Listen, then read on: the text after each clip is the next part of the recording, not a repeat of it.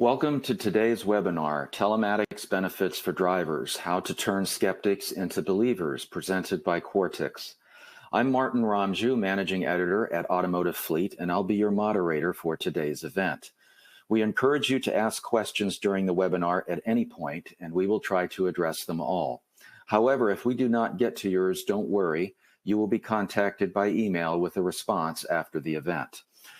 Our presenters today are Sean Marr, Sales Director at Quartix, and Anna-Laura Schellenberg, Vehicle Tracking Expert for Sales at Quartix. Sean and Anna-Laura, welcome to the AF webinar. Thank you, Martin. Thank you. Thank you very much indeed. Before we get started, tell us a little bit about your work at Quartix and your backgrounds. Okay, as you mentioned, my name's Sean Marr. I'm Global Sales Director for Quartix. I've been with the business for just over 15 years. Started life with the business on the road, selling the product around the UK. And as I mentioned, in 2019, I moved into the role of heading up the UK and US. And finally, in 2021, became Global Director across the whole of the business, including all of Europe. So that's my background, very much a selling background and selling Quartix for 15 years. I'm Anna-Laura Schellenberg. This is my 5th year at Quartix. I'm very lucky to have Sean as my director. I know the US market very, very well. I'm super excited about today's presentation because I know that after today, a lot are going to take the plunge because it's such a smart business move. All right, well, sounds like we have just the right amount of expertise here for this webinar, so let's get started. I know the starting point often is with the drivers because it's kind of all about them. So why don't the two of you talk a little bit about some of the skepticism you run into with drivers and how to kind of get them started on embracing telematics? Yeah, the biggest... You go for it. You go for it. Okay. Well, the biggest one we hear and I hear is my drivers are going to tell me, "Hey, I don't want Big Brother to be watching." So that's the biggest, right, Sean? Yeah, absolutely. I think the things that come across from drivers tend to be, "It's Big Brother. Don't you trust me? Why are you following me? It's good for you to track, but it's not good for me." And I think they are the key drivers for drivers to put in the negativity on it. But I think if you peel that away and look at, well, why would customers want to track their drivers? I think the most important part of all of this is that the days of it being seen as Big Brother, I think, are long gone.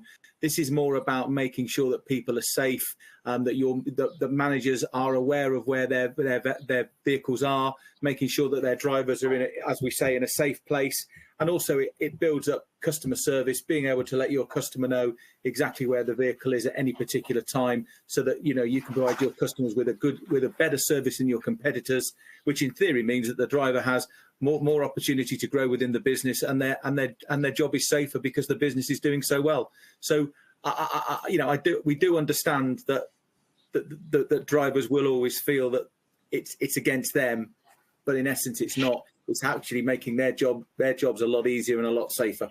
Mm-hmm. Exactly. It's a company is like a big family. So you want to take care of the people you love, and it's nothing against them. It's really to protect them, just like you protect your own business. And that's how we want people to see it. Now, in terms of those fleets that you have worked with, how long would you say it took to get over that skeptical phase among the drivers? Well, some business owners have absolutely no issue. They have a very straightforward conversation with their employees, and the employees understands the business goal behind the tracking devices. Some business owners are almost going to listen to their employees, and they have to convert these skeptics. So they have to understand that it's a good decision for them as well. And a lot of business owners are also going to call. They're looking for tracking, And right away, they tell you it's to protect my employees.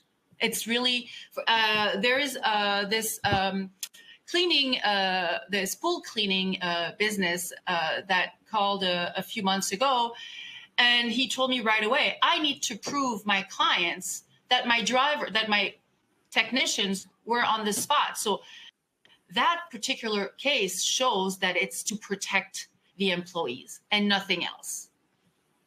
Right, Sean? Yeah, absolutely. I think, and Martin, to be fair, I mean, the first things first is, as Anne-Laure alluded to, every employer wants every employee to get home safe every night. That's the key to what we do. The people operating out on the road are at a high risk of road death, because sadly that's the way of the world. And we mentioned earlier on that typically in the US, 118 people are killed on the road every single day, which is quite a scary and sobering thought. So, you know, employers want to make sure that their drivers get home safe every day. Where do you get rid of the skepticism? I've been doing this for a long time, and typically what we find is that in the early days of the tracking system, employers will identify potentially a complaint that's been made against the driver, where you were late, you didn't turn up, or you were driving dangerously, and the employer has used the system to actually mitigate that claim against the driver. So they've actually then seen the benefit of saying, well, look, we can prove our driver was on site at the time we said we were ready to do the delivery. Our driver confirms you weren't available. There was nobody in the premises. We've got evidence that proves it. So what we find very quickly is that if the employer is using the tool in the way we've designed it, which is to make sure that their utilization is good, very early on in that situation, the system will have been used for the benefit of the driver. And I think once you've done that, the skepticism goes, because everybody now realizes that actually this system is there to protect me as much as it is to protect my boss and my business. So you almost kind of need somebody to make a complaint against a driver that isn't right quite early on for us to be able to say, well, here's the value of the product. If you hadn't had that, we wouldn't have been able to have proven that information from you. Typically, again, if they're involved in any form of accident, you know, if you drive into the back of somebody, they'll be claiming you've hit them really fast and heavily, so they can put a claim in against you. If we can prove it, okay, there was an incident, but we actually hit you at 3 or 4 miles an hour rather than the 30 mile an hour you claim we did, then again that gives that driver the peace of mind of knowing that the tool is there to protect them. Yeah, okay. I mean, it is making sure they are where they're meant to be, but you know, hey, that's life. We have to be in certain places at certain times. But I do think that's where the skepticism starts to go, because people see the advantage for them as much as it is for their employer. Well, that is the perfect lead-in to our next slide, and I guess we'll get into some nightmare scenarios for fleets, protection from false claims. I know we have swoop and squat, which is not something we should do on camera, drive down, and start and stop. And Sean, I thought maybe you could walk us through these scams, which can cost fleets a lot of money. Yeah, absolutely. I mean, these are really where you've been blamed for something that you are not responsible for, and typically it's been staged. So this is where, you know, somebody could be driving in front of you. They purposely keep heavy braking so that you end up driving into the back of them. They'll then make that claim that you've hit me at, you know, 30, 40, 50 miles an hour, whatever it might be. Typically, they tend to be low speed incidents. But again, if you have nothing there to protect you as a third-party witness, which is what tracking would do, then you've got that ability to say, okay, first of all, we think this was a scam, but importantly, we can show that the incident is nowhere near as bad as you said. You've got this issue as well where these stage crashes can cost businesses a lot of money. Obviously, again, and insurance companies, of course, importantly, and we do see a lot of it. We've even seen the situation where the alleged claimant has taken their brake lights out, so there's no brake lights. And again, you know, we've been able to help customers prove or disprove what was happening in front of them. So this idea of, you know, two vehicles working together to drive in front of you and start to brake and causing you to drive into the back of them, we're in a position where we can look through our crash data and help people understand where you know, what's been happening and where it's been happening. People trying to cut across you in merged traffic, again, we can prove the vehicle was driving in a sensible manner in a straight line at the right speed. And again, this just gives that protection so that these claims that are being made, you've got the ability to mitigate, or in some instances, even being able to say that we weren't responsible. We had a customer recently that was able to walk away from the equivalent of a $56,000 claim. It was alleged that two vehicles were driving along a narrow lane. Neither would yield, so they crashed into each other. Obviously, insurance companies saying that's a 50-50 split. We've proved beyond any doubt that that 5 or 6 seconds leading up to the incident, the vehicle we were tracking had stopped. You can't crash in a vehicle that isn't moving. So we were able to help that customer completely and utterly walk away from that claim because we were able to show, well, the vehicle had stopped. And that was a massive relief for the driver. Even to the point, we had a customer a few years ago where they drove into a child, which sounds hideous, by the way. First of all, the child was okay, but there were 3 key elements to this. The driver was in a school minibus. They were operating in a 40-mile-an-hour road, and it was relatively close to Christmas. The driver was arrested. He was breathalyzed. He was drugs tested. Everything came back as clear. But importantly, within the hour, Quartix were able to send the information that showed this guy was driving at 28 miles an hour in a 40-mile-an-hour limit, so way below the speed limit. So as a school bus driver, he was already showing duty of care to the public in that area. We were then also able to show that this guy went through immense heavy braking, and the point of impact where he hit the child, he was doing 7 miles an hour in a 40-mile-an-hour limit. So this had shown that when this information was pieced together, we were able to show that we had a conscientious driver driving at a period of time when there were a lot of children around, so school time. He'd been driving very much below the speed limit, but he'd also done enough evasive action to stop that child from potentially being killed. Because if he'd hit him at 40 mile an hour, that child would have died.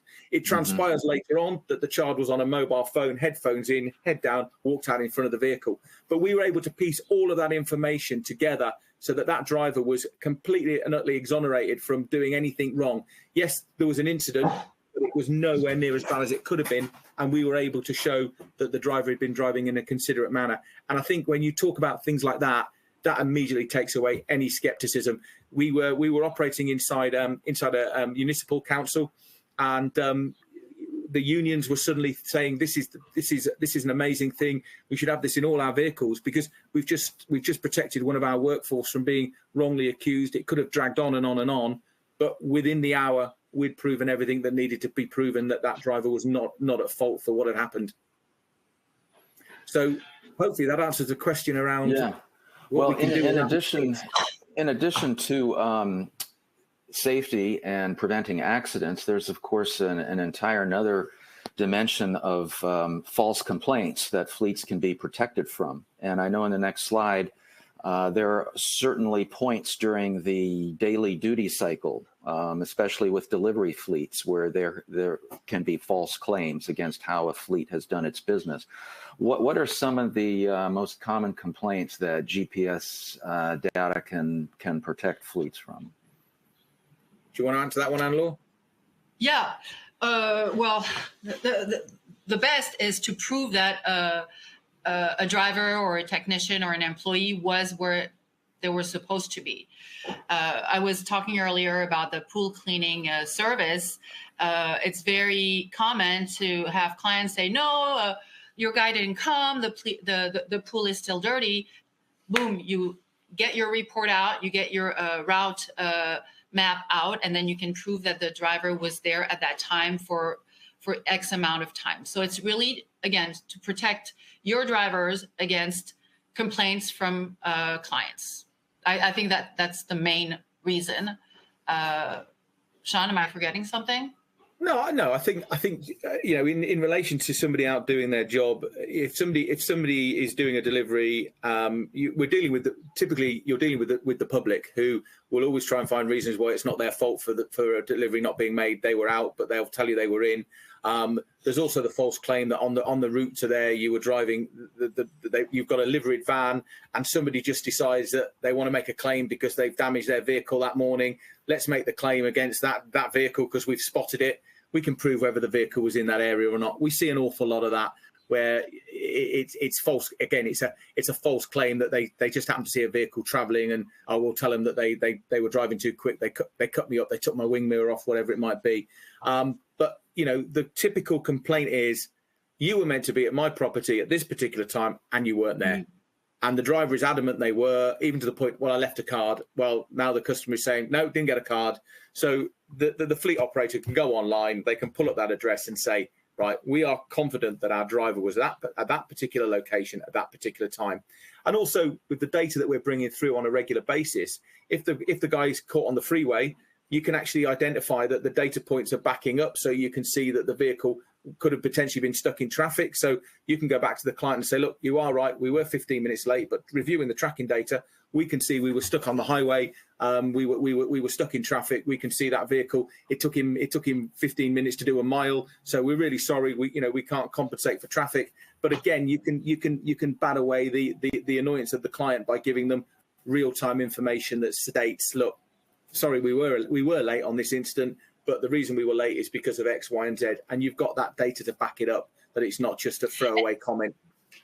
And that information, it's valid for, let's say today, if a customer calls, hey, your guy didn't come today, but it's also, we keep the information for 2 years. So even if someone made a complaint about something that happened 6 months ago, they can just log into their account and look at what that driver was doing that day, have the exact address and the exact time at that location. Absolutely. With the exact time of departure. So it's really, really precise, and it's all kept in our cloud for 2 years. So people who are not super organized and don't keep track of everything, it's fine. Call us and we find the missing link for them if they need to. Yeah.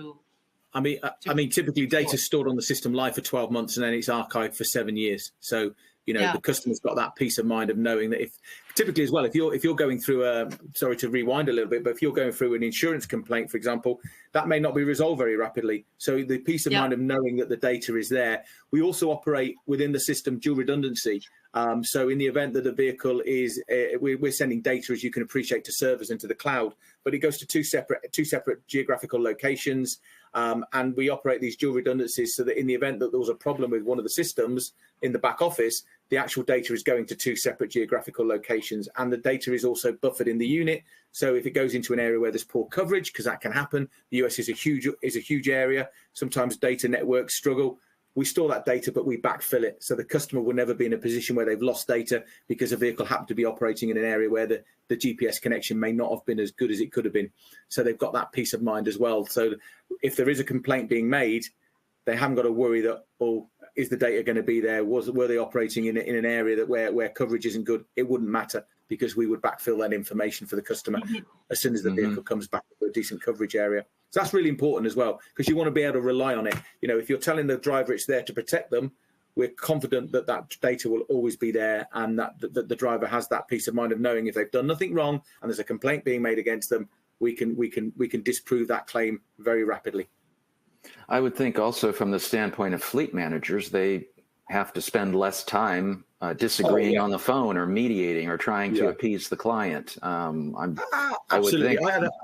I have a customer that is a fleet manager for a municipal, and he was saying to me that if a customer was a member of the public was to ring in and say they lost a wing mirror due to a damage done by one of their vehicles, if it was less than $150, they would just pay it because it was easier than looking.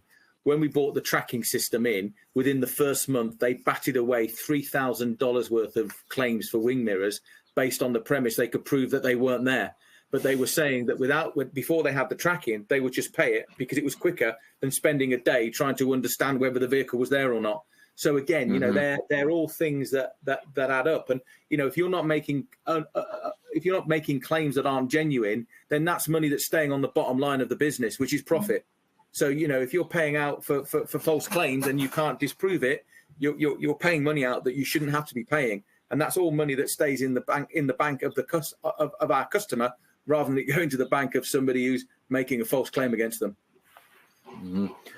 You mentioned all the data that is kept in the cloud, and getting to our next segment, how can all that information help with keeping more accurate records, everything from timesheets to schedules to duty runs. What are ways that the data provided by telematics can save on all that dreaded paperwork that we all want to avoid? Okay. Well, I'm going to start, Sean. Yeah, you do it. You go for it. You go for it. Timesheets actually replace payroll calculation. It's the best. I don't know how many clients are with us and have inquired about us just to get our timesheet because it's going to eliminate payroll. They know that when the vehicle starts, that's when your work starts, and they know that when the vehicle is returned at night, that's when the work day ends. You just have to look at the timesheets. You look first time of departure, first arrival, time on site, and all the system is going to calculate how many hours your workers work. So there's nothing more accurate than that. And then of course it gives you some details that the important details: miles driven, average consumption, average speed. If there's private miles or versus business miles, but the system, the timesheet calculates everything for you. So you don't have to worry about agreeing with your employer or employee on how many hours they've worked or you worked. It's all in paper and everything agrees. It's completely transparent. Yeah. The system is not vindictive. You've either done it or you haven't. I mean, that's the way I explain it to people. And look, the point Anne-Laure made there, I don't care whether you're a boss running a fleet of 4 or 5 vehicles or you're a boss running a fleet of thousands of vehicles. The pain is the same. The pain is I've got to pay my operatives for doing a day's work. And how do I know it's accurate? And if they're on the road without tracking, you have no idea, especially if they start from home, by the way, because if they start from home, nobody's waving them off from the office to say goodbye and nobody's waving them back again. So the advantage here is, however big your business is, the key element here is that there's an independent system saying, your guy started at 8 o'clock this morning, he got home at 8 o'clock tonight, therefore the claim that he's putting in of overtime is genuine. We can see where he went and what he did. I think the other thing to say as well is that we're very good at helping the company car driver as well. I mean, we're talking a lot here about vans, but I'm a company car driver. I drive business mileage and I drive private mileage. Through our mobile app, I'm able to declare my private mileage. So when the end of the month comes, my expense claims goes into my office like everybody else's. But I'm able to show very clearly that Sean drove X thousand miles in a month, and I've declared an X amount of that to be private mileage. Therefore, that's my business claim. And it means that I haven't got to sit there at the end of the month as a sales rep thinking, well, where did I go last Tuesday and how many miles was it? And I've forgotten, so I didn't take my mileage reading. I better put it on Google Mapping, and hopefully Google Mapping's right. And, those days of spending hours doing your mileage return from a company car perspective, they've gone, because the system will just say, there you go, Sean did 2,500 miles this month. He's declared 300 of them to be private. The rest of it is business. If somebody wants to do a quick sanity check on that, a quick audit, they can scan through it and say, hang on a minute, I can see Sean was driving on Saturday. Doesn't work for Saturday. Why is that business? And again, the system can identify that, and it can bring those forward. So for the office manager, the HR team, the owner of the business, this is the system that says you no longer have to worry about your overtime claims. You don't have to worry about whether the guys have done a full day's work. The system will identify that. And if you do need to separate your business and private claim, then at the touch of a button on a mobile app, the driver's responsible and can be putting in their business and private claim. It just takes away all of the pain of doing admin. And especially for salespeople, I'm a salesperson, born and bred. I hate admin. I don't enjoy it. And so anything that stops me having to do admin, as far as I'm concerned, it's brilliant. And for me, that's the business and private use. I haven't got to remember where I was last week. The tracking system tells me. Simple as that. Have you found also that having this data readily available helps with state labor audits, or when governments want to review the labor practices of a company and enforce labor rules? Have you seen some examples of that? Yeah, 100%. I mean, Anne-Laure, you'll probably have a better understanding in the US. My market is obviously UK, but Anne-Laure, you've probably got a good... Well, when it comes to government, mandate, it's IFTA mileage. It's the ability to be able to record your miles driven in each state and report it to the government. And this is extremely accurate. So when we show this to people who need it, they're like, that's exactly what I need. The system will calculate each miles you've driven in each state, so you can report your IFTA mileage. You can even report your miles driven. You just have to enter your gallons used. You just enter your gallons on the IFTA page, and then you can set it up to get a report every 3 months, and that's it. You don't have anything else to do. Just like Sean, a lot of business owners, they're not good with anything that's administration. So we help them with that, right? Yeah. I think as well. I mean, we have the situation I had in the UK for here is we have to deal with HMRC, which is our tax. That's it. And in the UK, if the taxman says you've done it, it's your job to prove you haven't, not the other way around. Mm-hmm. It's the only in the UK. It's you're assumed guilty rather than innocent against the taxman. And I had a customer where a neighbour had genuinely fallen out with another neighbour. And the neighbour had basically gone to HMRC saying, "Guy next door is always using his van privately." They thought they were only really attacking the driver. What they were actually doing is the HMRC went into the company and said, "Right, you've got to prove to me that none of your vehicles are used privately. If you can't, it's a £30,000 fine, so $35,000."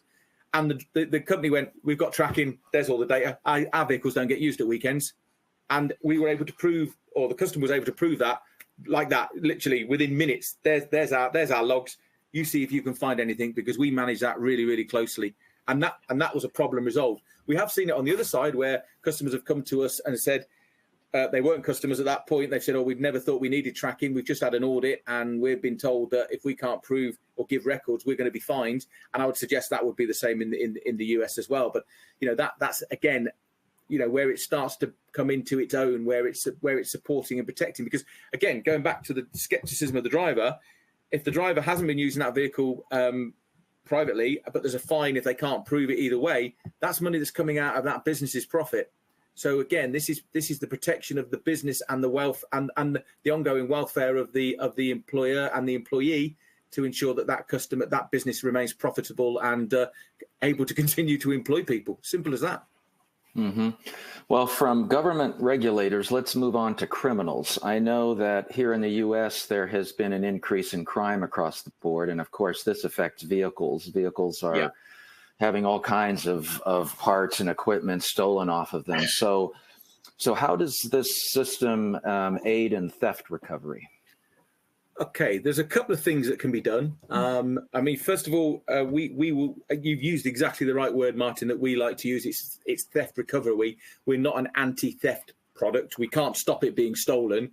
GPS tracking does not prevent theft of vehicles. Absolutely. It gives you the ability to recover. That's the important point. However, we do have some customers who say to us, "Well, our vehicle doesn't get used in the evenings after this time of night and before this time of day." So we can set into the system alerts if a vehicle was to move during those out-of-hour periods, which in essence is giving you the potential of first notification of loss. So we did have a driver once where the customer had set it all up that the drivers were told you can't use these vehicles, and they were having the alert sent to their own phones if they were being used, because the manager's thought was, well, if you've used it, I'm now telling you I know you've used it, and you better explain to me tomorrow morning why you've used it. But the scenario here was the guy was sat at home. He had an alert say his van was being stolen, or his van was starting, and he was obviously sat in his house. So he rang 911, was able to get through the police. My vehicle's being stolen now. They were able to track it, and they were able to intercept it.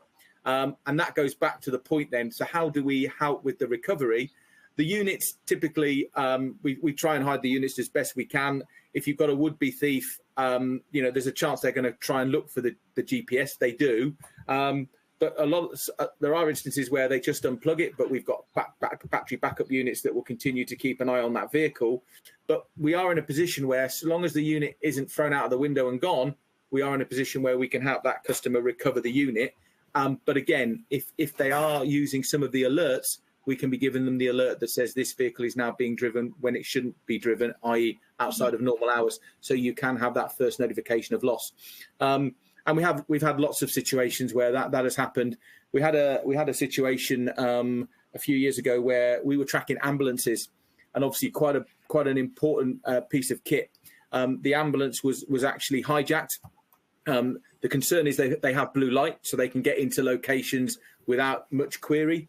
We liaised with the police and the ambulance service directly, and within 7 minutes, the ambulance was intercepted with the driver still in it, obviously arrested.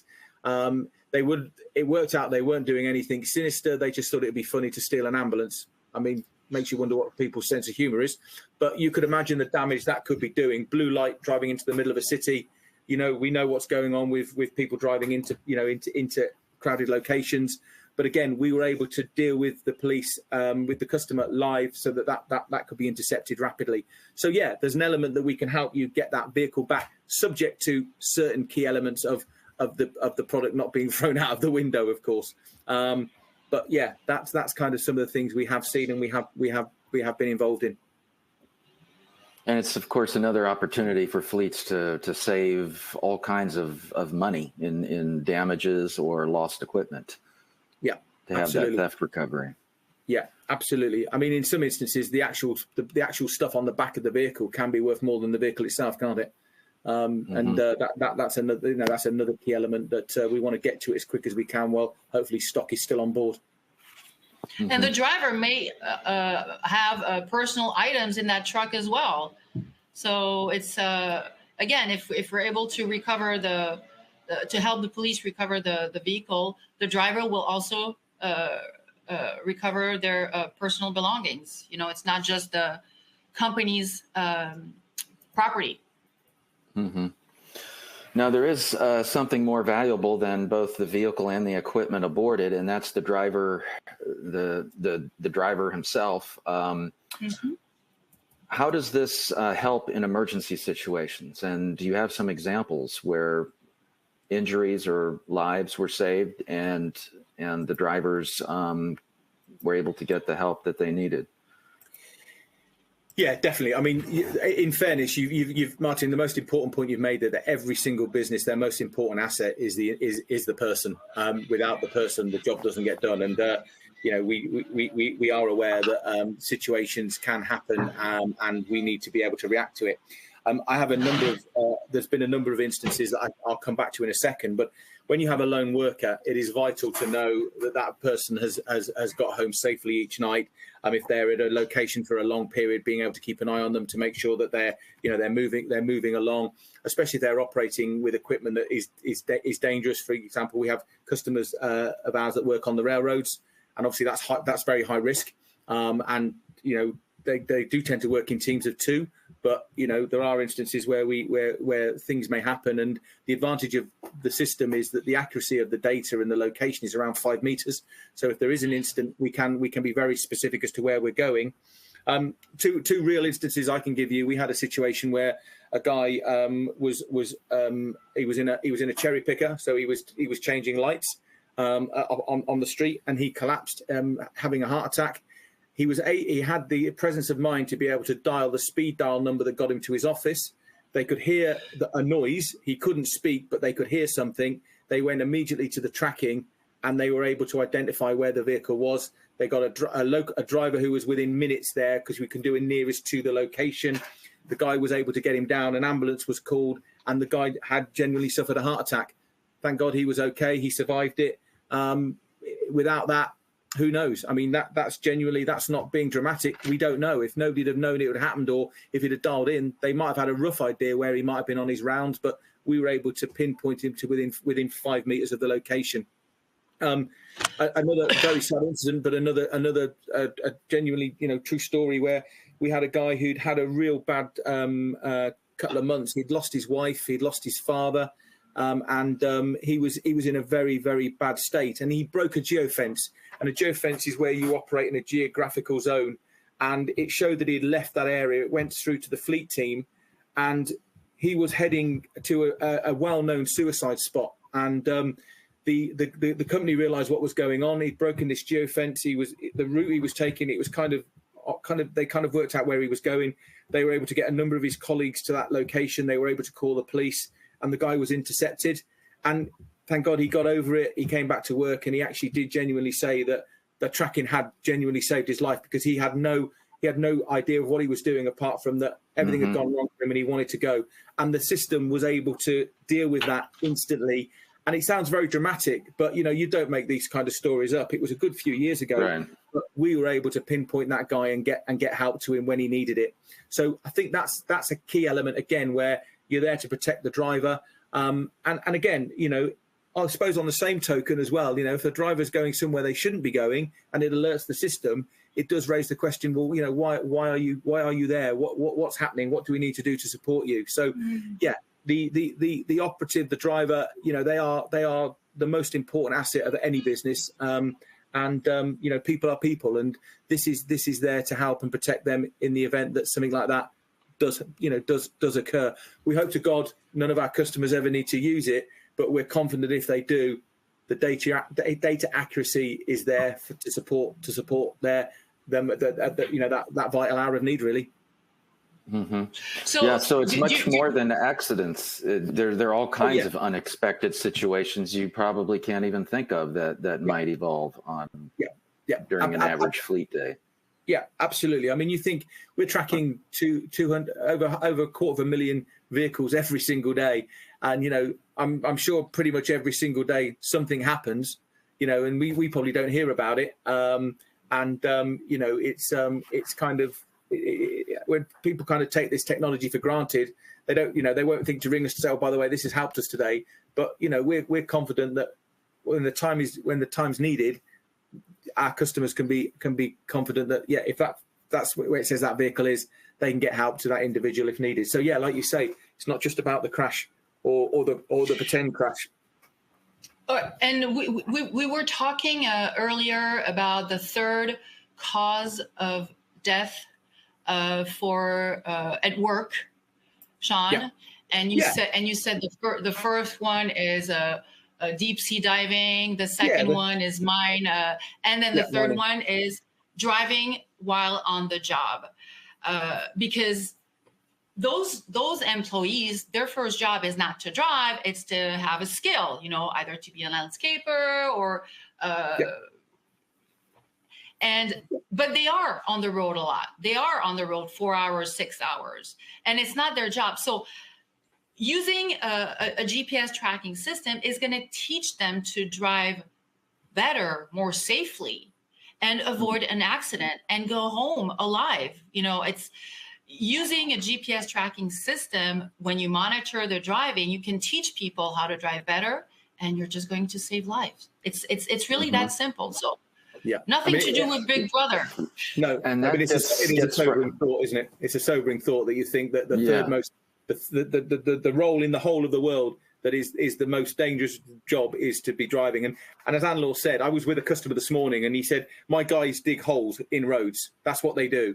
But he said they're professional drivers because they drive from A to B to C. They're on the road. They're in our vehicles that are liveried with our name on it. And, it's our responsibility to make sure that they're safe, because if they're safe, the public are safe. But he said it doesn't resonate in their mind that they're seen to be professional drivers, because they say, well, no, I just dig holes.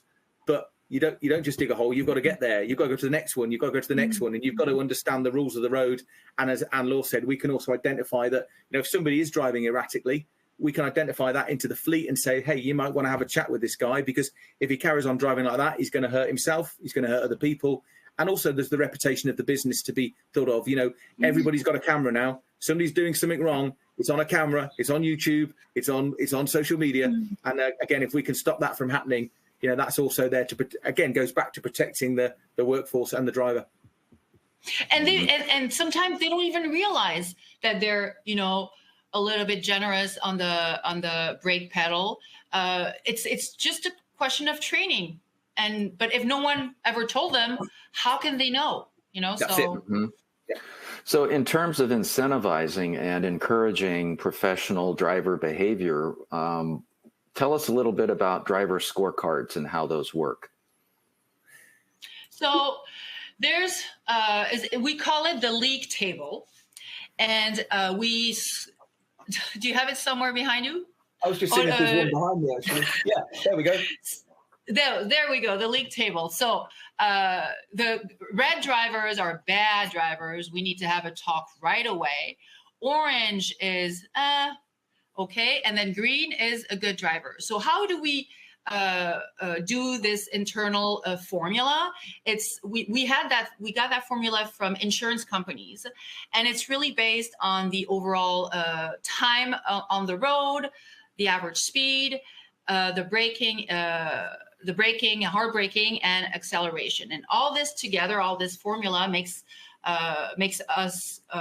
us the ability to grade the drivers from good driver to bad driver. It's very simple. It's color coded, so green is good, gold is and red is we need to talk. And that's it. And same, you can receive a report daily, weekly, monthly. You don't have to look at it all the time, because we know that these fleet managers have other things than look at reports constantly. They just want to be able to locate their drivers when they need to. So all these tools help have those conversations, or help protect the drivers when the time is needed. You don't have to have that conversation right away. You don't have to be behind the live tracking all the time. I think the key thing as well is that the red driver is quite an amazing statistic. But if you drive in the red, you are 20 times more likely to be involved in an at-fault accident than if you operate as a green driver. And that is, as Anne-Laure mentioned, we're looking at the increase and decrease in speed per second of the acceleration and deceleration. We're looking at the amount of time they're driving. We're looking at the speed that they're doing. And we have had customers that have seen massive changes in and around their fuel consumption. We also look at idling, by the way. That's another one. We have a customer in the US where we were able to reduce, over a 6-month window, we reduced their idling to the point that in 6 months they saw their fuel consumption dropped by $54,000 because we stopped people from idling, sitting in a lay-by with their engine running. Sit in the lay-by, that's fine. Turn your engine off. Because if you're leaving your engine on, you're burning fuel for no reason. We're all aware of what's going on in the world around the environment. Well, don't add to it. If you want to take a 15-minute break or a half an hour break or whatever it is, do it, but just turn your engine off. And we were able to show them that by doing this, their idling hours dropped dramatically. And so this all goes into behaviour, because you can be a low risk driver, which is great, but if you're a heavy idling driver, then actually you're causing issues with the environment as well, and you're burning fuel for nothing. It's liquid gold. Fuel at the moment, it's very expensive, and don't burn it if you don't need to. So again, all of this can come through and give you the ability to then say, okay, we've got a driver that's gone from being down here to up here, which is great. If the customer wants to reward them in doing so, obviously that's their prerogative. But we can also say, look, the reason you're down here, by the way, is because of this, and this. And what we found is that if you give a driver their score, they will tell their colleagues what their score is. They wouldn't want you to put it on the wall in the canteen, but they'll tell their driver, oh, I'm 10th out in the company. The guy who's at the bottom, I mean, if you use the football analysis, nobody ever wants to be bottom of a league. And we've seen, by virtue of giving that information out without putting it on the wall in the canteen, but letting drivers know where they sit, you actually see the behaviour change, because nobody wants to be at the bottom. Somebody's got to be, obviously, and there's always going to be an average, but you do tend to find that score changes. We had a landscaping company that brought into play that if you got into the green, your name went into the hat, and every month, if your name was in the hat, you had the ability to win $100 of Amazon vouchers. And people were desperate to get into that because they wanted the $100, and they used to give out 4 prizes every quarter, a fleet of about 350 vehicles, and they saw their fuel consumption drop dramatically. And what they did at the end of the year, to go in line with the green statement, the best people who'd changed their behaviour around were both presented with really nice hybrid bikes. And after all of the cost of the Amazon vouchers and the bikes, the company still saved around $40,000 in fuel in the year just by bringing that into play. And it was just making people aware of where they sat in the great scheme of things. But get yourself in the green, there's a possibility you might win something, and that works really, really well. So I know you've covered a lot about telematics in this presentation, but before we get to the audience questions, I thought maybe you could kind of bring this all home to this last concept here, which is probably the most priceless result from telematics, which is about getting home safe, how it minimizes risk and how it makes sure that drivers wake up to drive another day. Yeah. I mean, I would hope that most of the audience have seen that we've kind of covered a lot of that. But I mean, typically, our role in all of this is to provide data. We're not judge and jury. I think that's really important. Quartix do not sit there and say you need to talk to this driver because they're not going to get home safe tonight. We give you advice on what to do, but we give the business the key information that says you've got a driver here that's constantly driving in the red. There is a good possibility that this person will do harm to themselves and to others, and you need to do something about that. And that's through driver training, which we can give advice on. We can put you in touch with organisations that can make these drivers better. But I think the whole ethos of tracking the vehicle fleet, in simple terms, we're looking to do three things here. We're looking to make sure that our customers' fleet is utilised properly, the drivers are safe and they're compliant. And if they're safe and compliant, then we know that our system ensures that those people are getting home at night to their loved ones every day after doing a good day's work, but not being overworked, because, again, we can identify that. If we see a driver out, 14, 15 hours a day, we can inform the employer of that, or HR, to say, look, this guy is actually doing a few more hours than you would expect. If these are your core hours, maybe you need to be looking at what you can do to mitigate some of the sort of the time that this guy or lady's out and about. So I think the premise of what we do is to say, we'll give you the information that allows you to be profitable as a business, but we're also giving you the information that from a duty of care perspective, you know that your guys have gone out, they've done a good day's work, they've got home safe, and they're not being overworked. We all work hard. There's working hard and there's overworked. And I think that's the key to what we bring. And if that is happening, it's very visible to see. So yeah, I think it's a really important point. And most business owners, they want our drivers to go super fast. So because they want the jobs to get done, they want their techs to go to one job and then go to the others. And I hear some of my clients say, no, they're not driving fast enough. And then when they want to put the speed limits, to get an alert at 85 miles per hour, it's a lot. There's no speed limit at 80 miles per hour in the United States. It's going to be 70, 75. No, they're okay with their drivers going fast, but they just want them to drive safely. It's really super important because they need to stay alive. I think the key point from that is that people kind of think, well, it doesn't matter if they're driving quick as long as they get the job done. But I think when you actually see it in print and you see somebody doing 85 and you look at it on a map and think, blimmin' heck, do I really want my name associated with that as an employer? Yeah. No, I don't.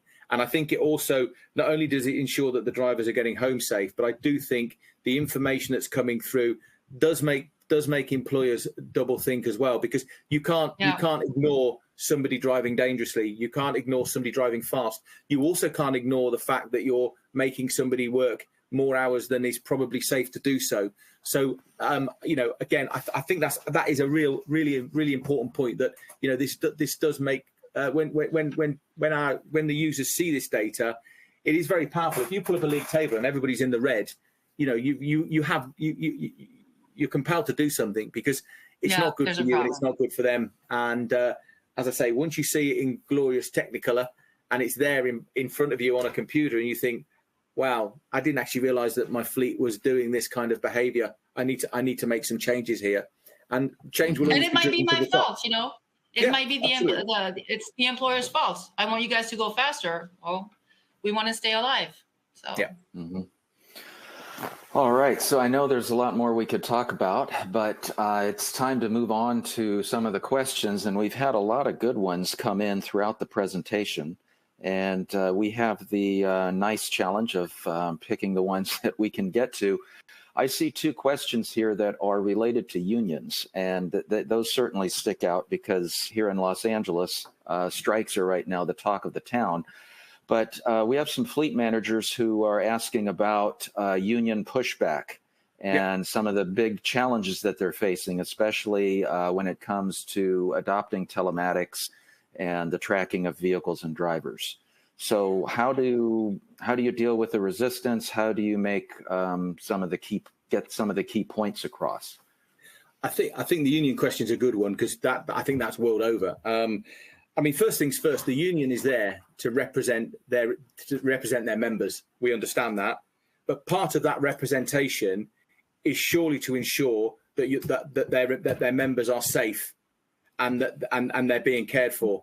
So I think when we see pushback and resistance from the union, I do struggle with that to an extent, because I think, well, surely, as we mentioned a few minutes ago, the key element here is to ensure that the driver gets home safe every single day. And tracking allows you to understand that is happening. So when we see the resistance from the union, my first question to them is always, what is your worry? What is the concern that you have as an organization that means you wouldn't want to put in a product that is going to protect your workforce against false claim, against being overworked, against actions that are being made against them? And on the other side of the coin, Martin, if I can be as bold to say that if an employee is doing a good day's work, they have nothing to fear from vehicle tracking, because it's not vindictive. If you're doing a good day's work, you're working hard and you're doing what you need to do, then there is really nothing to fear. And I've had many sit down with unions, and unions have kind of said to me, well, you know, it's putting our guys under pressure. It should be doing the opposite, really, because if they're doing a good day's work and they are then being overworked by the employer, that will be identified.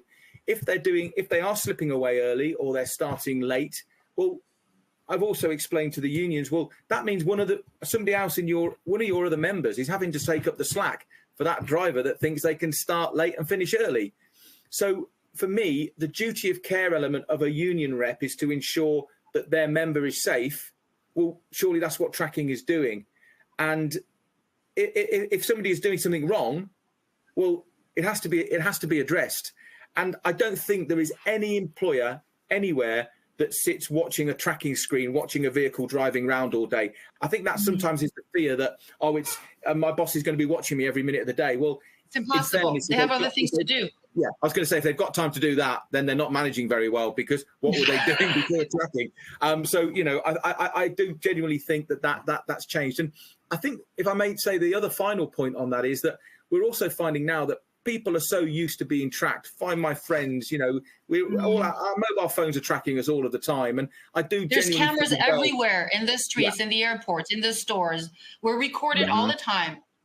Yeah. And I think as well that we're starting to see that there's an element of an age group coming through, the millennials, if you like, that are actually used to being tracked now and don't even bat an eyelid over it. But yeah, I mean, I do understand the point of the union and the pushback. And I guess that's their job to do so to an extent, but that's the counter argument. Well, this is there to protect your members, and that's why we're bringing it in. It's to make sure that they're safe. It's to make sure we're not overworking them. And if they do put an overtime claim in, we're comfortable that claim should be made, because we can see the evidence from the system. Mm-hmm. We've had two. Yeah, I was going to say, you mentioned cameras and everybody being tracked and looked at everywhere. That kind of plays to two questions we got, which are very good, about how cameras can work with telematics. Are there examples of that? And what type of cameras are offered? Inward, outward facing? What type of AI tools are used? I know that could be its own webinar on all those topics. But for those who are interested in complementing the telematics with cameras, can you just give us a brief overview of how that all integrates and works together? Absolutely. So if you want me to run with that, Anne-Laure, so we do a number of things. So first of all, in the US, we are going to be, our new camera offering is going to be coming onto market very soon. At the moment, we can supply cameras that that operate through Wi-Fi download, so footage can be sent to an employee to the employer directly from the driver, or when that vehicle goes back to base through the Wi-Fi network, it can be downloaded.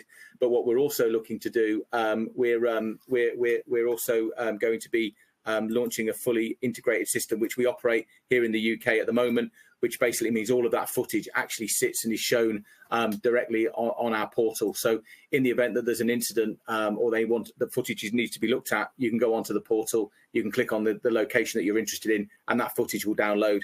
And that's the development that's coming into the US for us in the very, very near future.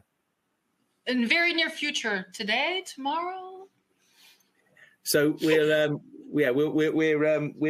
are probably days away from the first element of it. The first element of it coming out in the US for the Wi-Fi product, and then the integrated camera system will be a little bit later on through the year. But okay, but we're there ready to go with it. Okay. We also have a really practical question here. How do you calculate ROI on asset trackers for submitting a business case to management? Okay, that is a very good question. Yeah. And do you want to run with that one? Do you want me to run with that one? I've lost imagery, by the way, so I can't see anybody, so I don't know what I've done. But anyway. Yeah, you just have to click on the X. Well, I return on investment for what? On asset trackers, if you want to make a case to your management about asset trackers, how do you calculate the ROI, or at least estimate? Right. I would imagine it's using ROI to make a persuasive case in favor of it. So first of all, whoever's asked that question, come back to us, because we have a really good document on building the business case that we can share with you.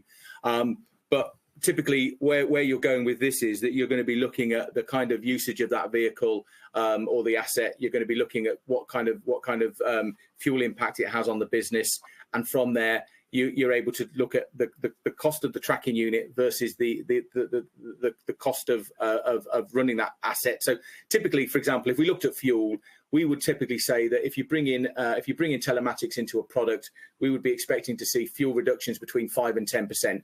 Look, there are these crazy figures out there where people tell you can save 30% on fuel. If I'm being completely honest, I've done this job for 20 odd years, and I customers don't tend to save 30% on their fuel bill. That's kind of this thing you see out there in the world of trying to drag people in. But what I tend to find is that customers will be seeing savings of around the 10-15% we do see on a regular basis. But from there, that would allow you to build up that return on investment based on, well, this is my cost.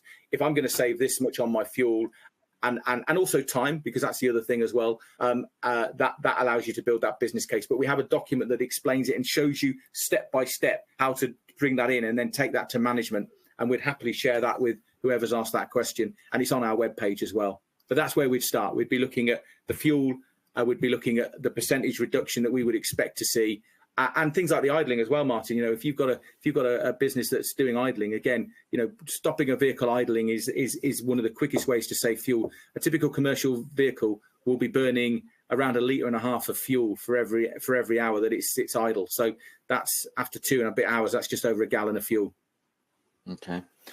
So I'm going to go over just about a minute or two so we can squeeze in one last question here. But does this tool, the Telematics tool, offer vehicle diagnostics? And to what extent would you have vehicle diagnostics? So we've launched in the US Cortex Check. And Cortex Check allows the driver to identify where there may be a diagnostic issue on the dashboard. At this current time, we don't pull data from the canvas. Reason being is that the majority of manufacturers say that will impact warranty on the vehicle. If you start plugging something in that's pulling diagnostic data out, we do know that the OEMs are very protective of their canvas and serial data that can pull through.